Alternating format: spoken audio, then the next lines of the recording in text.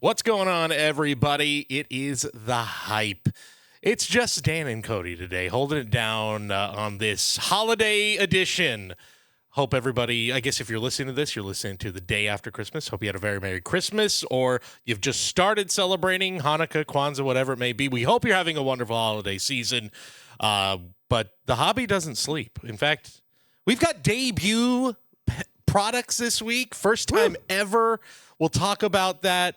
We've got rookie QBs making noise. We can't comment on yesterday's Christmas games because we're in the past. They haven't happened yet. They're still in the future for us. So we can't tell you if the Netflix stream worked or not. We can't tell you about that amazing special guest appearance at the Beyonce concert between, if there was one, I don't know. Did we, if I'm not mistaken, was there an issue with the Tyson fight in Netflix? There was a lot of lagging. Now, lagging. And I actually feel the NFL is definitely going to have more eyeballs on it.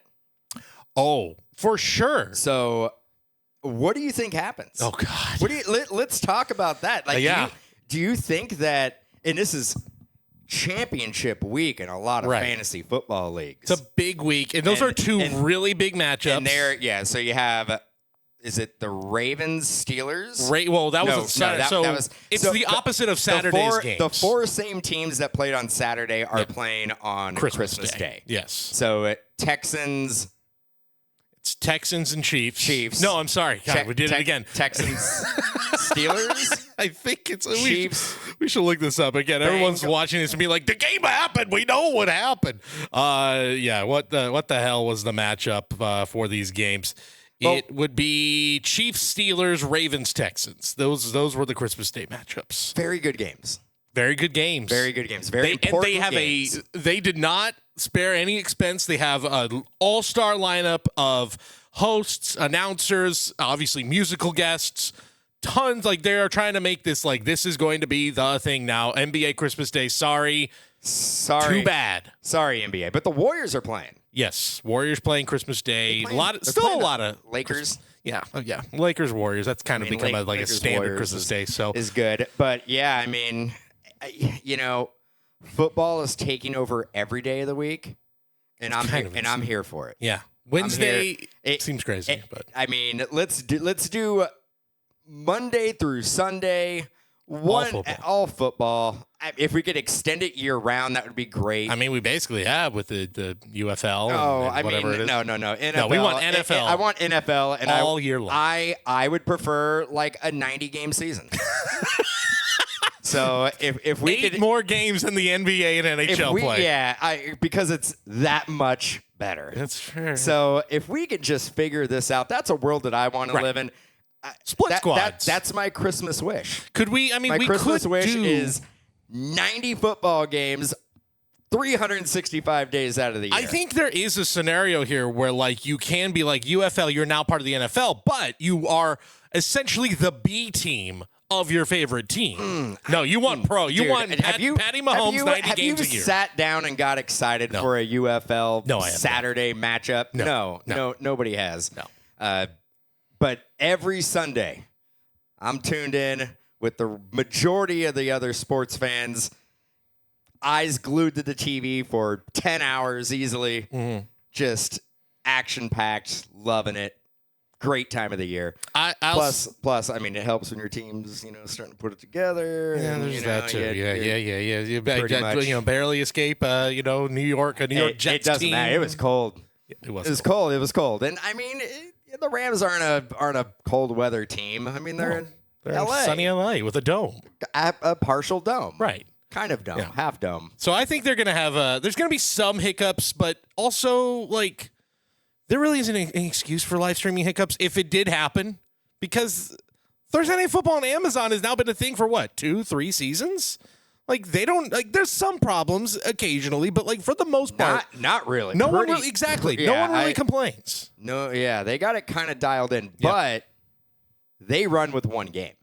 That's the thing. The 2 games. Going this full event where it's a game, live performance in the middle, and then another game. No downtime with people turning off Netflix. It's just going to be Locked into Locked Netflix in. from 10 a.m. till probably about 4 p.m. that day. I'm curious to see what is the ad. How are they going to place ads in there? Because they're the NFL. They sell products. Look, I think Squid Games premieres, their hit series premieres, if you're listening to this on the 26th today. Basically every other ad will just be watch Squid Game. There'll be some product placement. There will also be There'll be. Yeah. I'm not going to say whoever is doing the game is going to be drinking a Modelo while. No, but I'm also for that too. If that. So yeah, will we look like? Who knows? Who knows what ends up happening? If you're listening to this, it means it's already happened. So we'll talk about it more in the new year as well. But yeah, rookie QBs are making noise. But I think we should start too. I mean, the big news that happened last week, just in baseball in general, Rickey Henderson has passed away, and that is especially in these parts, in the Bay Area, really, really shocking. And I think too, this is with Willie Mays, there was a certain generation of fans, an older fan base, I think, for our dads and parents and grandparents. Whereas I think Rickey is a guy that of our generation, like that is a guy we all grew up watching, and a guy we all emulated and looked up to and admired. And I don't know, I mean, Dan, just your favorite, like when you think of Rickey Henderson, your favorite memories, you have one that you can pinpoint of Rickey Henderson, just in general. When Rickey Henderson would, first off, the greatest leadoff hitter ever to do it. I think hands down, right? I think he actually has the record for most home runs to start a game. Most leadoff home runs. And will never, I don't think that'll ever be broken. No. What I love about Rickey is when he would hit a home run, he had one of the greatest home run trots. Oh, like the dude was absolutely one of the fastest players ever. But when he would go into his home run trot, he would milk it a little bit. He would basically go through, and he had like a very, very light jog, just to let everybody know. Kind of would like put the shoulders down a little bit. Shoulders down. Like, yeah. It would just be a nice solid jog. Yep. That is my thing about Rickey. That and being a kid when he was in his prime, trying to emulate his batting stance. And I think every kid who grew up playing Little League baseball and being in the Bay Area for sure, his batting stance, like it was like nobody else's. Like that super hunched over small strike zone. I don't know how he hit with power in that batting stance, but it's remarkable. Because people forget, like, not only did he steal more bases than anybody ever, I think he hit almost 300 career home runs. Yeah. Which is insane. He had the power. He literally did everything you could do on a baseball field great. Maybe other than pitching. That's it. He probably could do that fine, too. In that era, it wasn't common for players to have speed and power. He was kind of a unicorn. I mean, Barry Bonds, sure. Yeah. I mean, and there was a handful of guys out. I mean, Gary Sheffield. There's a lot of athletic guys, but like his speed was far beyond everybody else in his class. Mm-hmm.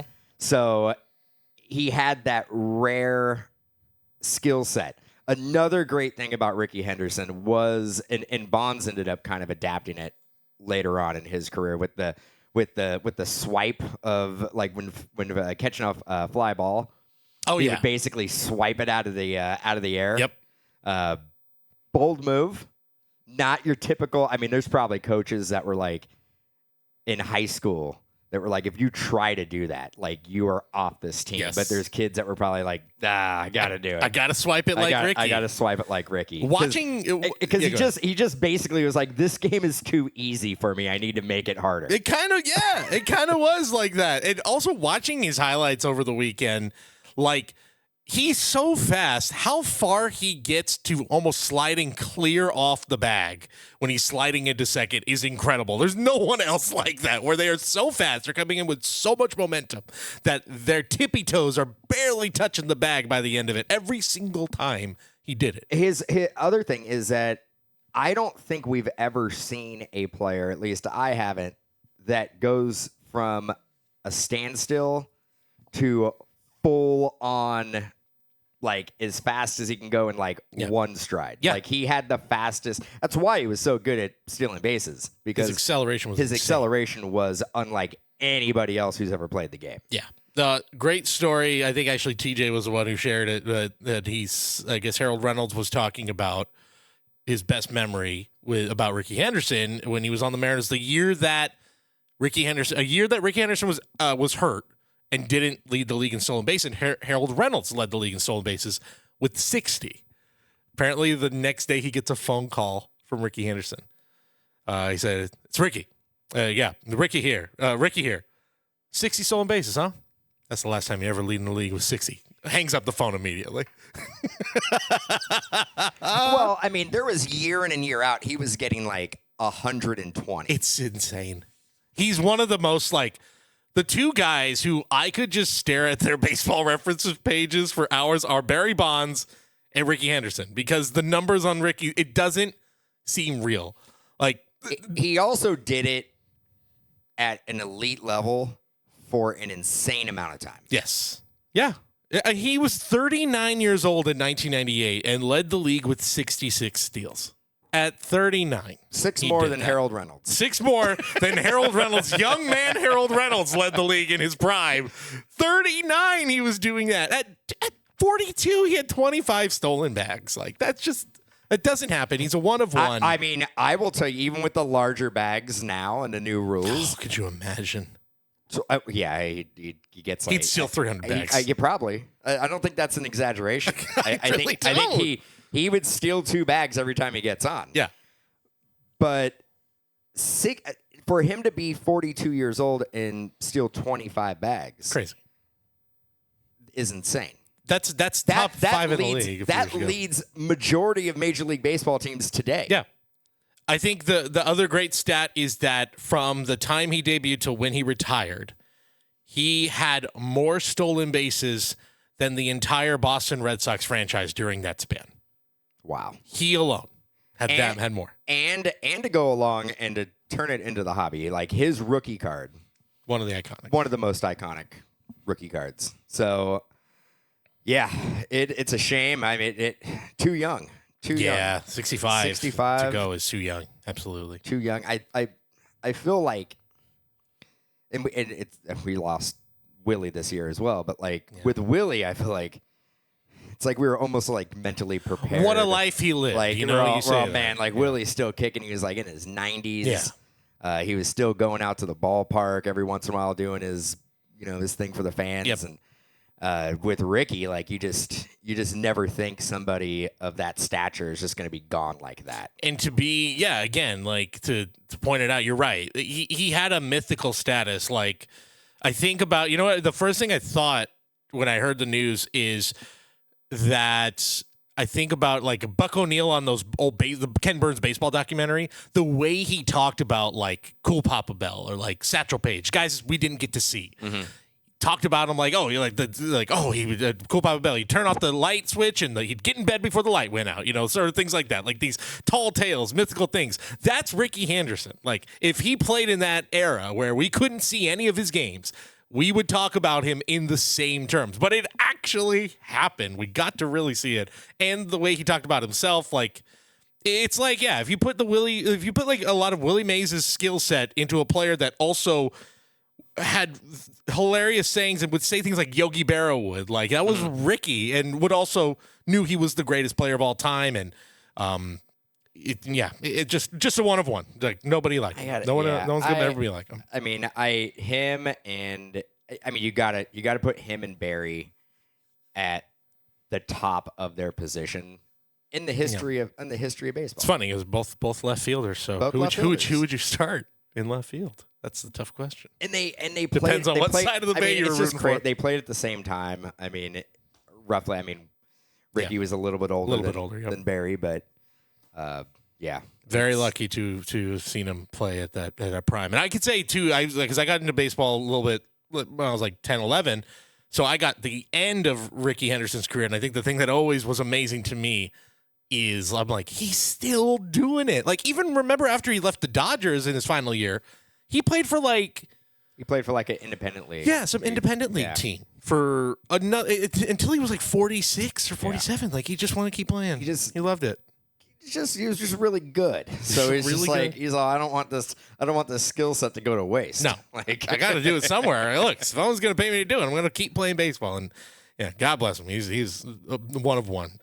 Speaking of Barry Bonds, that's kind of one of the bigger pieces of news this week is that Barry Bonds is signing again in Topps products. I know there were some people like, I think he might have signed a Panini here or there. Like, I don't know. We were all kind of trying to figure it out. Like, when was the last time you could see a Barry Bonds autograph in any product, regardless if it was Topps, Panini, Upper Deck, whatever it might be? I know he was definitely in a transcendent product.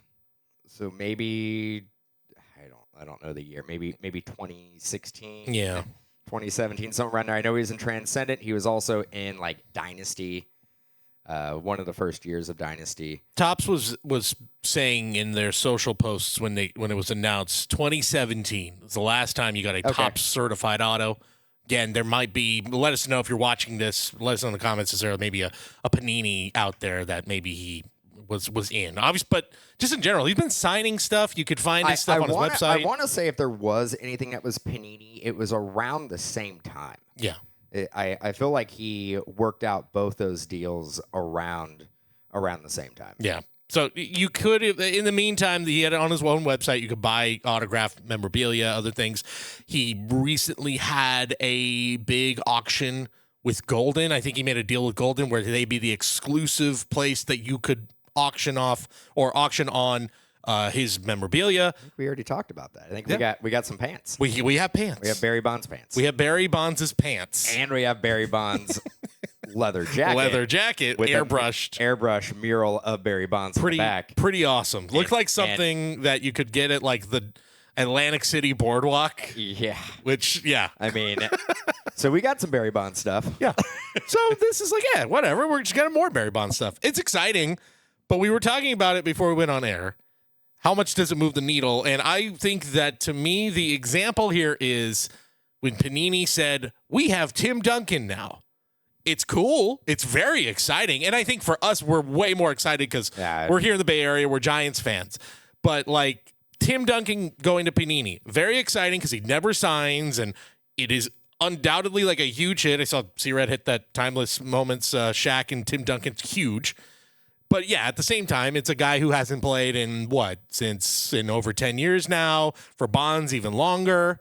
So, you know, it's younger collectors maybe are like, okay, it's a guy I'd never really watched or barely watched. I like that comparison as far as our industry and the hobby. I think Barry does push the needle a little bit more. I do too, yeah. Plus, I feel like it sounds like we're going to get some Barry stuff sooner than later. Mm-hmm. I do remember when Panini announced it, I felt like it was almost a year before we actually saw a Tim Duncan autograph. Yeah. They announced it, and I want to say it was like maybe Noir, which was like later in the calendar year. So it's only positive. It's definitely it's a positive thing. Adds more value to the products, and I don't think we're going to see a flood of Bonds autos. I think they are going to be very short printed in probably every product. I don't think Bonds is one of those personalities that's like, I'm going to sign, 4,000 cards in a sitting. He's like, I'm going to sign like 100. Because he doesn't want to devalue his autograph. No, I agree. And I think especially since he's selling autograph memorabilia on his own website. Right, exactly. The other thing I think it does is that there are just certain teams and certain breaks and certain sports where, like you can always say, Cowboys are always a decent spot in a football break, regardless of their rookies, because look at all these legends. Giants are always a decent spot, too, in baseball breaks because there are a lot of guys to pull from. But now, knowing that there's always probably even a small chance at Barry Bonds. And the Pirates. The Pirates.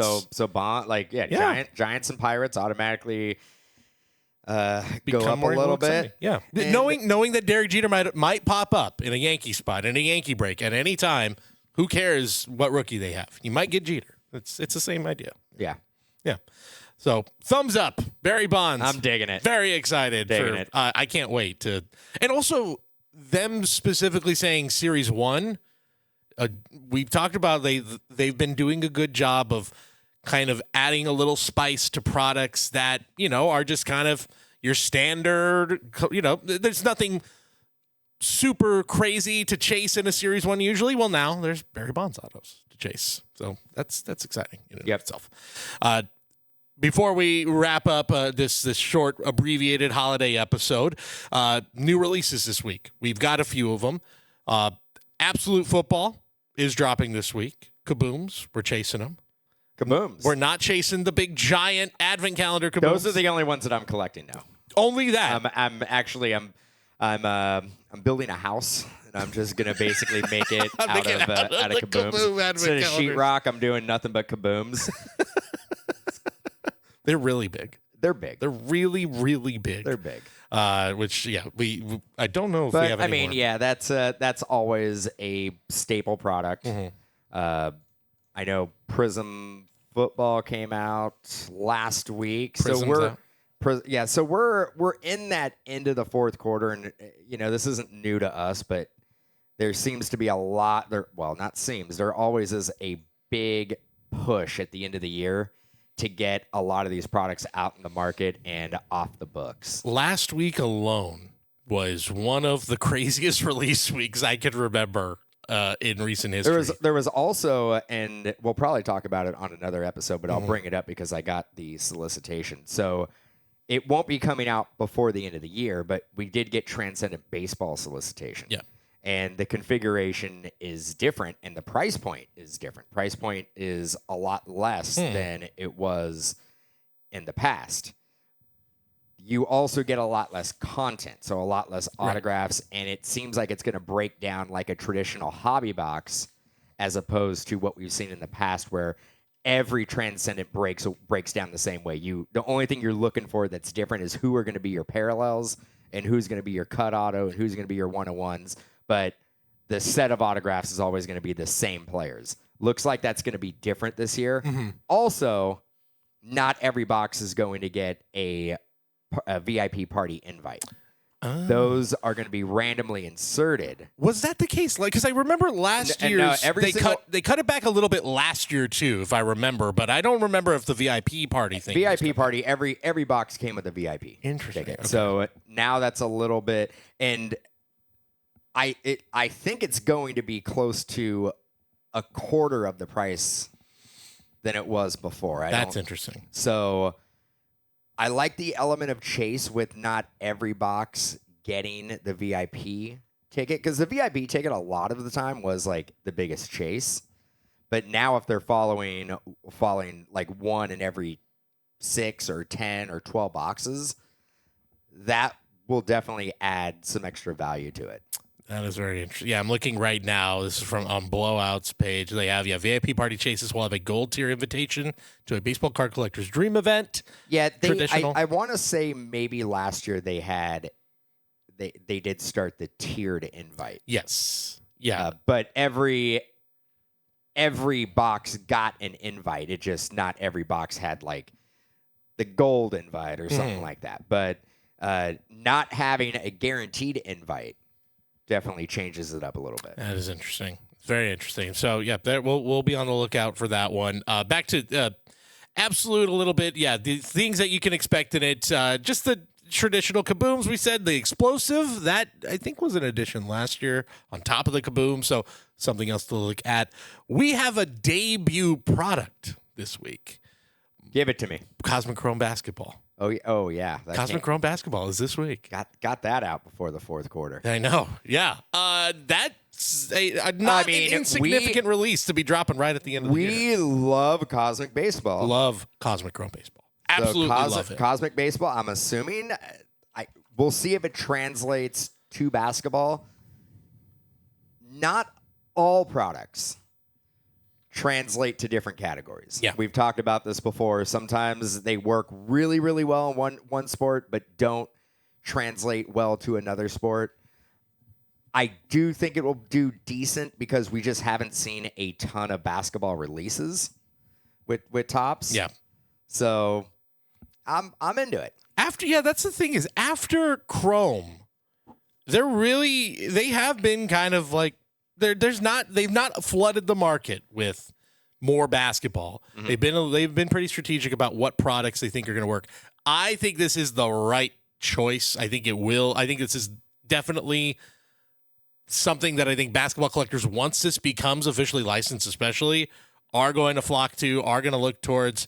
I think I saw that Midnight is going to get a basketball release as well in about a month or two.